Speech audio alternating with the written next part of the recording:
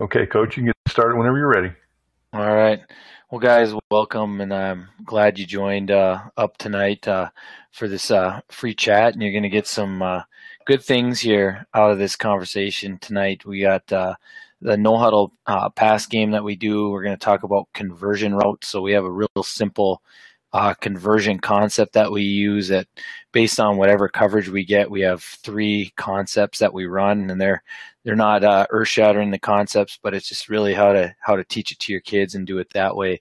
And then kind of one of my favorite things that we do, and I don't know a lot of teams that actually do this, but what we've done is we've built in escape routes into our pass protection. And so you're going to see how those help our quarterback go through his progression. And then if something's not there, he has an opportunity to run. So it's kind of like a delayed draw is what you're going to see, but it's a kind of a classic protection that way.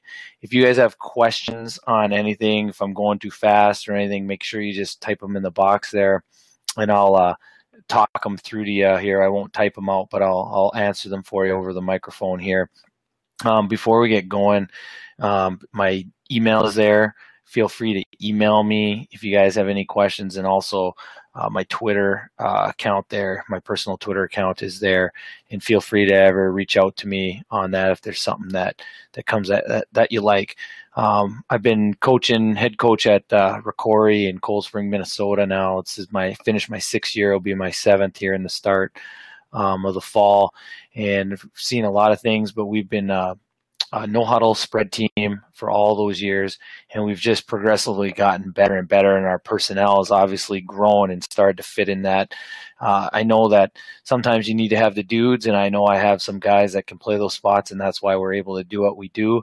But some things that we do, like in this clinic, if we don't have a mobile quarterback, we won't build in the escapes, and if we don't have some dude receivers, we probably don't do some of the conversion things that we do as well. So kind of year to year, we look at what we do, but for the most part, these things have been staples in our program and have helped us been very successful. So the first thing is, why did we build an escape plan? And it's really, we believe that there's two plays that are better than one.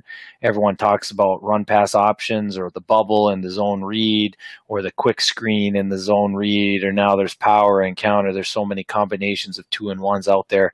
But we said, hey, back in 2012, we were like, why don't we do this on our pass protection? And we came up with a way that we could make it work and make it still look like a standard protection. And it wasn't like has to happen right now and be lead draw. It gave our quarterback time to sit in the pocket and make reads. And we kind of, as we went through, most of the things that you guys will see is against upper echelon talent. It's a lot of playoff film. There are some regular season, but it's usually against some of the better teams, because that's when we need to execute what we do.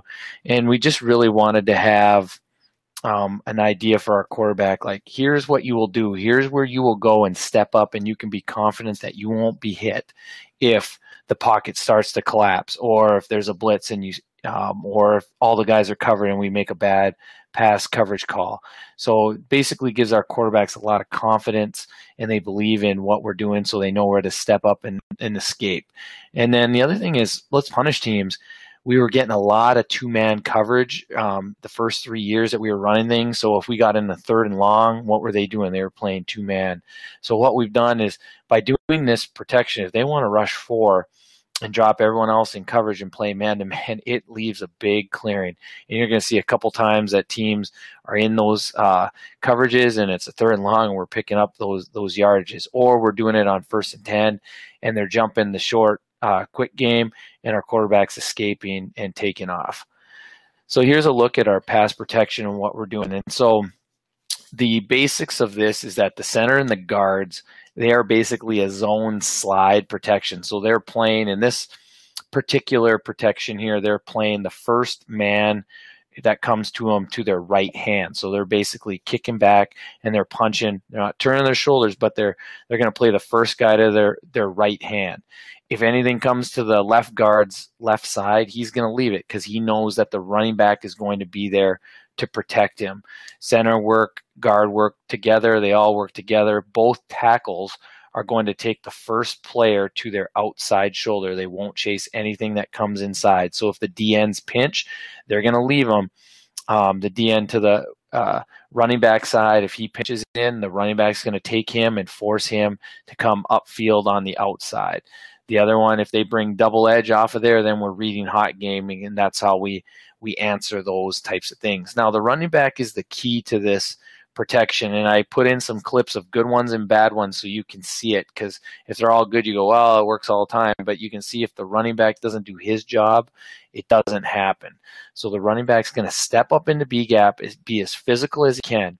If he has nobody there, he's going to basically count 1001, 1002, and he's going to start running upfield to the linebacker, and he's going to go and get that linebacker so that the quarterback will have a clean path, and that's what builds in the lead draw. So he's going to play B gap. If someone comes to him, he's going to force them and turn that player and make them come to the outside and not cross his face.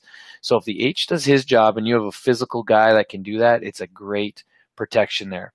Quarterback, he'll do his rhythm read and rush progression. Rush is when we get the hot throw. He's going to make that right away. If that's not there, then he's going to go through his regular rhythm, which is 1, 2, 3. Once he catches the ball, he's planting his back foot. He's looking at his rhythm route. Can he throw it in rhythm? If not, he's going to reset his feet, go to the read. If that's not there, pocket's breaking down. Now he's going to escape in the pass protection and go through B gap there. And just on the other side, it works the same way.